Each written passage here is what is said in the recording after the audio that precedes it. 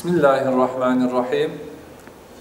Kıymetli kardeşlerim, öncelikle tüm İslam aleminin Kurban Bayramı'nı içtenlikle kutluyorum. Hepinizin Kurban Bayramı mübarek olsun. Bayram namazıyla alakalı aklımıza ilk gelen soru, bayram namazı nasıl kılınır? Bayram namazı öncelikle vacip bir namazdır.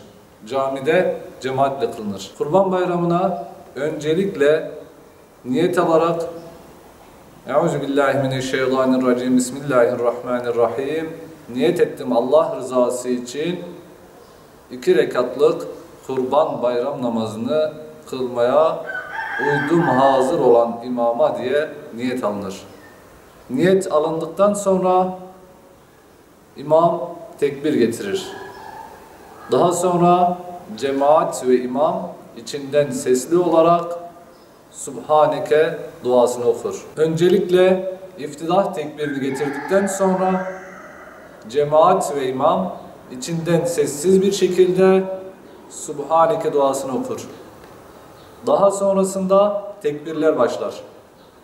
İmam Allahu Ekber diyerek birinci tekbir alır. Ellerini salar. Daha sonra ikinci tekbir.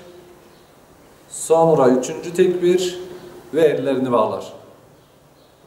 Fatiha ve Zamm-ı Sure'yi okuduktan sonra rükûya gider. Rükûya gittikten sonra secde ve devamında 2. rekata başlar. 2. rekattan sonra ilk olarak Fatiha ve Zamm-ı Sure'yi okur.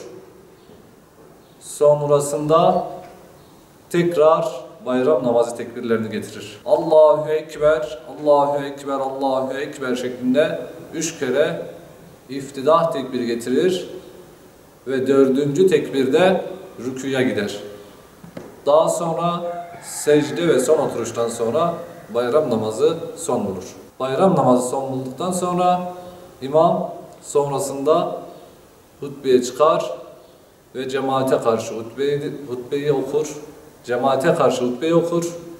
Hutbeyi okuduktan sonra tesbihat ve dualardan sonra bayramlaşma merasimi başlar.